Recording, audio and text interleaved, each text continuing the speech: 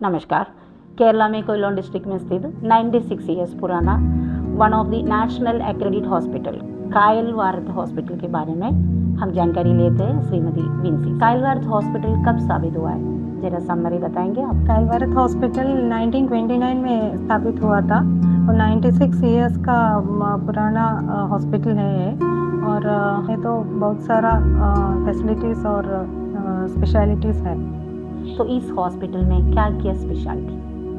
हमें तो बहुत सारा पेशेंट्स आ रहे हैं, वो तो केरला के हैं और नॉर्थ इंडियंस है, फॉरेनर्स है, बहुत सारा लोग आता है डिफरेंट कैटेगरीज में। उसमें तो हमारा एक अच्छी तरह का स्पेशलिटी है हर्बल गार्डन्स। हर्बल गार्डन्स हमारे एक ही कैंपस में स्थापित है। और उसके बाद मैन्युफैक्चरिंग मेडिसिन मैन्युफैक्चरिंग यूनिट हमारा ही मेडिसिन हम पेशेंट्स को भी प्रिपेयर करके देते हैं। और आईपी फैसिलिटीज़ बना ये नॉन एसी, एसी और suite room, 3 types of speciality rooms हैं। ये सब एक ही कैंपस में है, वही हमारा पहला स्पेशलिटी है। तो ये आपने बोला हर्बल गार्डन के बारे में, तो हमें पूछना चाहते हैं कि जो भी पेशेंट्स यहाँ पे आते हैं तो यही हर्बल गार्डन से ही उनका मेडिसिन प्रोड्यूस होता है क्या? यही प्रिपेयर करके वही मेडिसिन, हम बाहर से कुछ नहीं, ऐसा नहीं। हाँ। यहाँ के मेडिसिन हम प्रिपेयर करके पेशेंट्स के जो डिसीज है उसको देते हैं। अब इस आयुर्वेदिक हॉस्पिटल में ट्रीटमेंट के तौर पे क्या क्या स्पेशलिटीज़ हैं? ट्रीटमेंट में तो पहला और इम्पोर्टेंट वन है एक ये स्पाइनल रिलेटेड प्रॉब्लम्स ट्रीट करते हैं हम। उसमें तो ये सर्विकल स्पॉन्डिलाइसिस और लंबार स्पॉन्डिलाइसिस, ये दोनों एक ही ये में कैटेगरी में जाएगा। और उसके बाद माइग्रेन, ओबेसिटी, ये सब का ट्रीटमेंट हम करते हैं अब।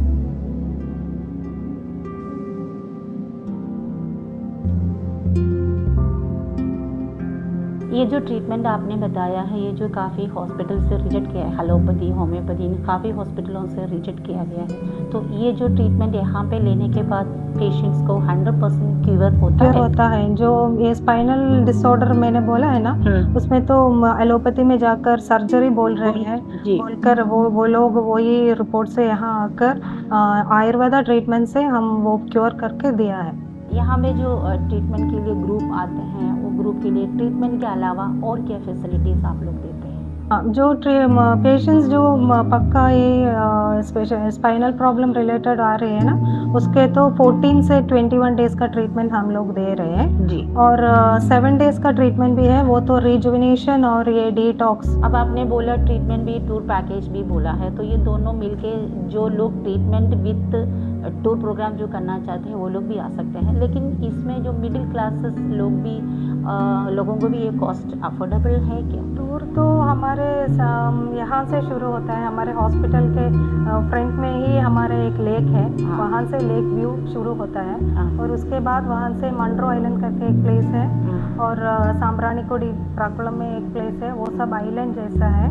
और चढ़ाईमंगलम प्लेस में ये तो एक जडायु रॉक है, वो तो ये बहुत सारे लोग वहाँ पे जाते हैं। और तो थोड़ा सा दूर जाना है तो ट्रिवांड्रम में श्री पद्मनाभ स्वामी टेम्पल है।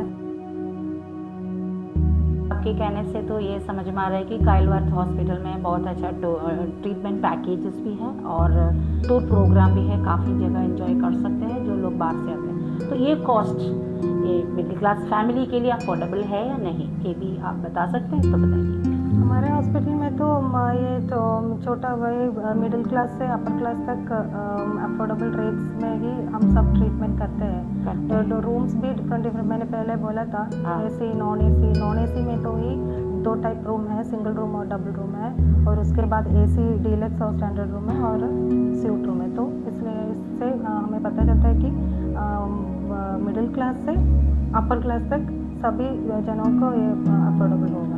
आपने सुना है कायल वारद हॉस्पिटल में A to E सब फैसिलिटीज़ हैं, जो ट्रीटमेंट के साथ जो टूर प्रोग्राम भी करना चाहते हैं, जो लोग कायल वारद हॉस्पिटल में आ सकते हैं।